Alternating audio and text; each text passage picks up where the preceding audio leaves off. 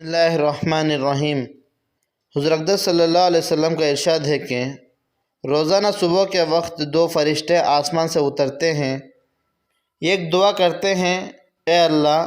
خرچ کرنے والے کو بدل عطا فرما، دوسرا فرشتہ دعا کرتا ہے اے اللہ روک کر رکھنے والے کا مال برباد کر۔ قرآن پاک کی آیت میں نمبر 20 پر جو آیت گزری ہے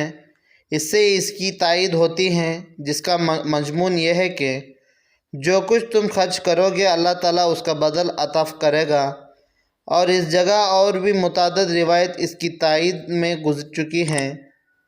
حضرت ابو درداء رضی اللہ تعالیٰ عنہ حضور اقدس صلی اللہ علیہ وسلم کا ارشاد نقل کرتے ہیں کہ جب بھی آفتاب طلوع ہوتا ہے تو اس کی دو طرف فرشتے اعلان کرتے ہیں، جس کو جن و انس کے سوا سب سنتے ہیں، کہ اے لوگوں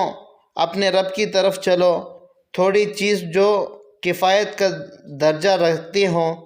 اس زیادہ مقدار سے بہت بہتر ہے جو اللہ سے غافل کر دیں۔ اور جب آفتاب غروب ہوتا ہے تو اس کے دونوں جانب دو فرشتے زور سے دعا کرتے ہیں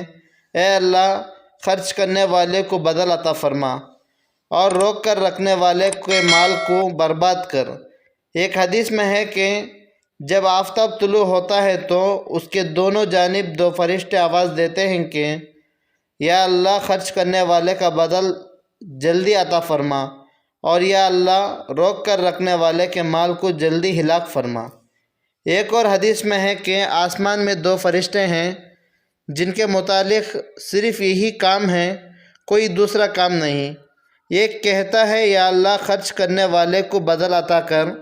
دوسرا کہتا ہے یا اللہ روک کر رکھنے والے کو ہلاکت عطا فرما۔ اس سے معلوم ہوتا ہے کہ صبح و شام کی خصوصیت نہیں، ان کی ہر وقت یہی دعا ہے، لیکن پہلی روایت کی بنا پر معلوم ہوتا ہے کہ یہ فرشتے آفتاب طلوع ہونے کے وقت اور غروب کے وقت خاص طور سے یہ دعا کرتے ہیں، اور مشاہدہ اور تجربہ بھی اس کی تائید کرتا ہے کہ مال جمع کر کے رکھنے والوں پر اکثر ایسی چیز مسلط ہو جاتے ہیں جس سے وہ سب ضائع یعنی بیکار یا ختم ہو جاتے ہیں۔ کسی پر مقدمہ مسلط ہو جاتا ہے، کسی پر آوارگی سوار ہو جاتی ہے، کسی کے چور پیچھے لگتے ہیں۔ حافظ ابن حجر رحمۃ اللہ علیہ نے لکھا ہے کہ بربادی کبھی تو بیانی ہی یعنی اسی طرح یعنی حبہ اس مال کی ہوتی ہیں،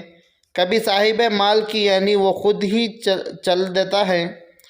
اور کبھی بربادی نیک اعمال کے ضائع ہونے سے ہوتی ہیں اور اس میں پس کر نیک اعمال سے جاتا رہتا ہے، اور اس کے بالمقابل جو خرچ کرتا ہے اس کے مال میں برکت ہوتی ہے۔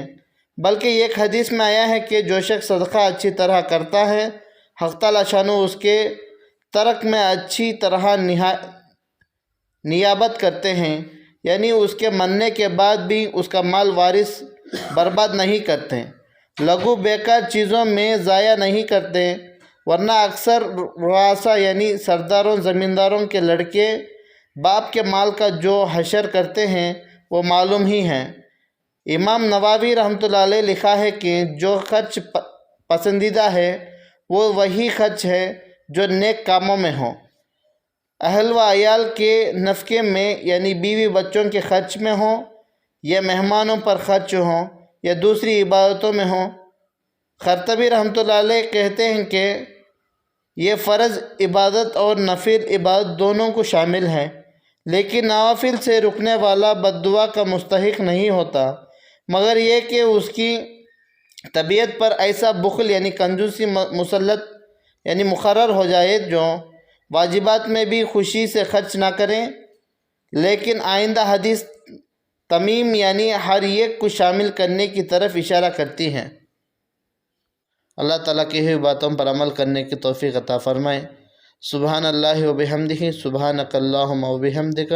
ونشہد ان لا الہ الا انت نستغفرک و اتوب الیک۔ جو بھی بھائی ابھی تک چینل کو سبسکرائب نہ کریں، مہربانی فرما کر سبسکرائب کر لیجئے۔